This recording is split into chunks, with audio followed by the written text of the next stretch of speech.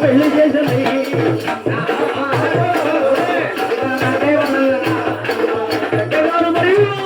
జరిగి ఉన్నది.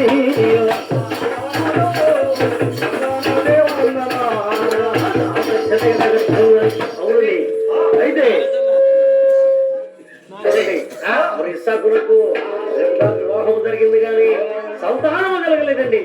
ఎందుకండి వారికి కూడా సకాలంలో సంతానం కలగల. సముద్రంలో వయసులో మరి చూడండి రెక్కా గర్వం తెరవబడి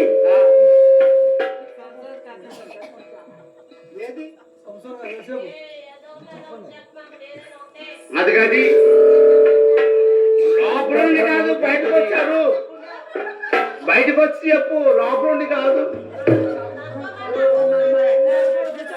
ఒకే కాల్పులో అమ్మా దీపం మీరు కావులు కలిగి ఉన్నారండి. అయ్యా అదుగు చూడండి అయ్యా ఒకే కాల్పులు 20 కావుల పిల్లలు కలిగి ఉన్నారు. అబ్రహాము కుమారుడు ఇస్సాకు అయ్యా ఇస్సాకులకు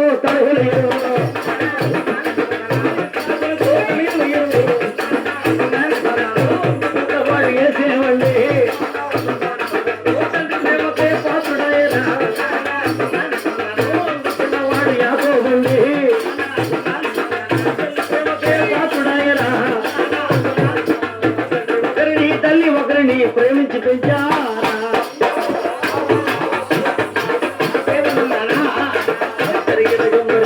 చూడండి ఒకే కాల్పులో 20 కోరికలు జన్మించారు. పుట్టినటువంటి కుమారుడుకు పట్టనటువంటి రోమాలు కలగవాడై ఉండగా తన కాలు పడిపడి పట్టుకుని రెండో కుమారుడు జన్మించాడు. మరి చూడండి అయితే పెద్ద కుమారుడికి ఏసేమని దయచేసి చుట్టూ ఎవరు పేర్లు పెట్టగా పెద్దవారు అవుతున్నారని దినొక రీతిగా దేవుని ఎన్నో పెరుగుతున్నాయ్యా.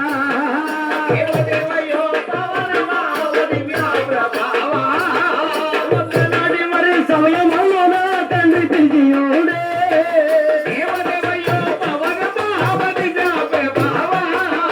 ఒకనాడేమో ఇస్సాకు యోసేపును పిలిచాడా.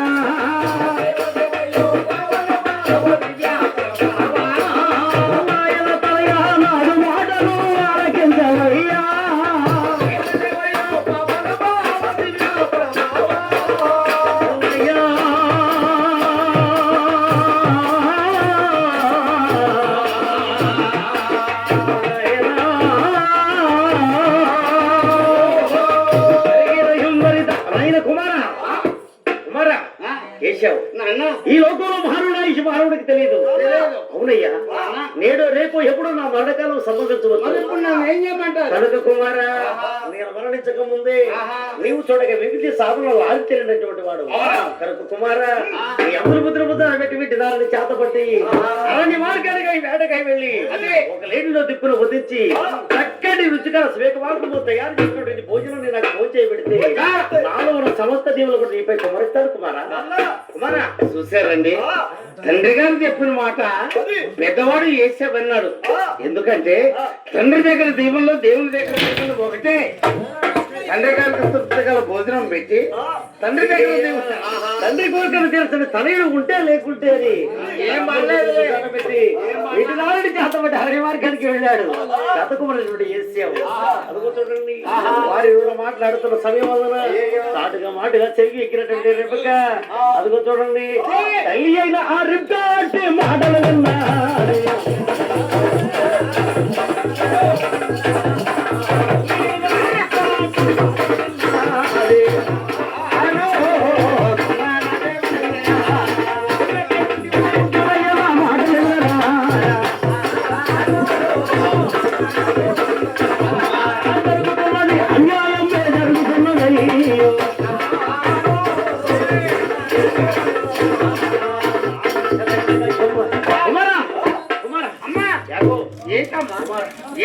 అన్యాయం జరిగిపోతుంది. అయిపోయిందా అంత అయిపోయిందా అంత అయిపోయిందా అమ్మా అయిపోయింది. నా ఏంట్రా అయిపోయింది ఏంట్రా నువ్వు మొదలు పెట్టిందే 10 నిమిషాలు అట్లా అయిపోయింది పోండి అట్లా ఇప్పుడు పోతే పీకి కట్టగట్టి ఇస్తారు ఇస్తారా ఆ పీకి కట్టకట్టి నువ్వు లెక్కేసుకో మాకు ఇచ్చేస్తారులే. ఇప్పుడు ఏంటి చూడు అన్నయ్య గారిని నాన్నగారు దీవిస్తానంటున్నాడు ఏమని